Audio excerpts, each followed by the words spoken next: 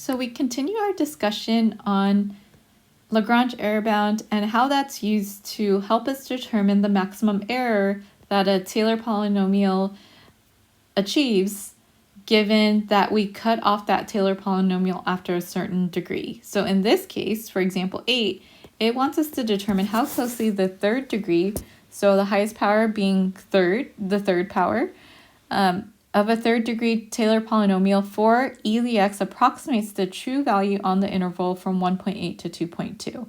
So this tells us at what point the Taylor series gets cut off. So instead of being an infinite series, we're saying, what if we cut it off at the third degree? How far off is our approximation going to be? And we are given an interval, so we can deduce that the center of this interval, so the center is at x equals 2. And so I know from my studies so far that the center is where it's a great approximation, and the further away from that center we go, the worse off the approximation. So let's go ahead and build our Taylor series for e to the x, and this is at the center 2, so we cannot use a Maclaurin series. So let's go ahead and crank out the Taylor series using what we know about the function and its derivatives. So since it is the third order, we're going to go out to the third derivative here. So we have f of x is e to the x, and all of its successive derivatives is itself. So that's fairly easy. When we are evaluating, we're going to plug in the center, and the center in this case being 2. So all of these will result in e squared as our constant value.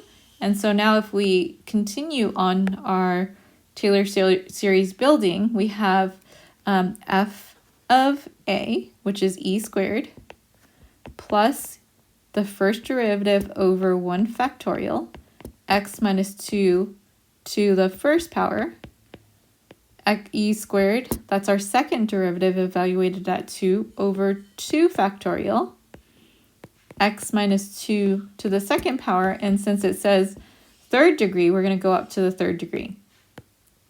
Now what we learned the other day was that the LaGrange error bound is tied to the term that would have been left off, the next term that would have been left off had we cut off our series. So since we're cutting off our series at the third power, then our Lagrange error bound is going to be tied to our fourth term.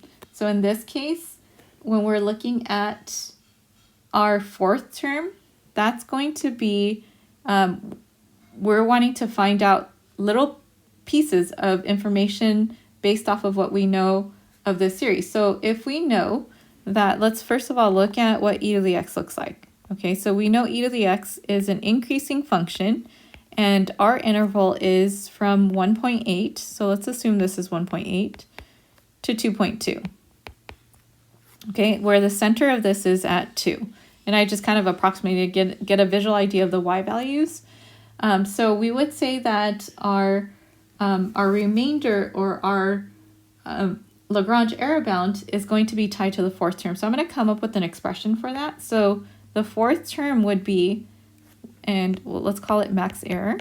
Our maximum error is going to be less than the absolute value of the fourth derivative evaluated at some value z, doesn't matter what that value is equal to, over, and since this is my fourth term, 4 factorial, x minus, we know what the center is, 2 to the fourth power, absolute value of all of that.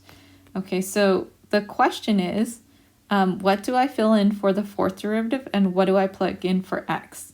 Okay, so since the fourth derivative, we notice that no matter how many times I take the derivative always remains the same. Evaluated at 2, it's e squared. So we're going to go ahead and replace the fourth derivative with e squared over 4 factorial. And the question is, what should I plug in for x?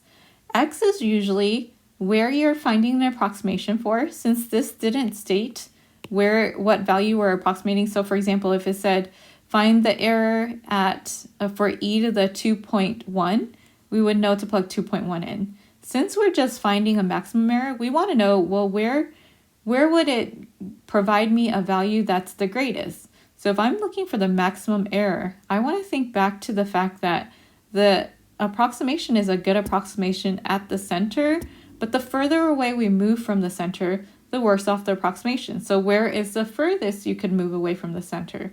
That's going to be at the endpoints of the interval, either at 1.8 or 2.2. So it doesn't matter which one you plug in, 1.8 or 2.2, you're going to get 0.2. 2.2 minus 2 is 0.2. 1.8 minus 2 is negative 0.2. And in the end, we are concerned with the absolute value of all of that anyway.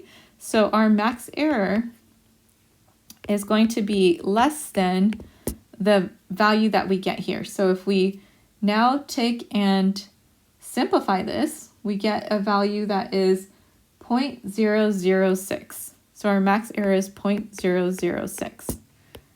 And so what's our interpretation for this? It is that I'm going to write a sentence for this. If we use 4 terms to approximate the value, so basically if I were to cut off my series at the 4th term to approximate the values of either 1.8 or either 2.2, it would be within 0.0006 of the actual value.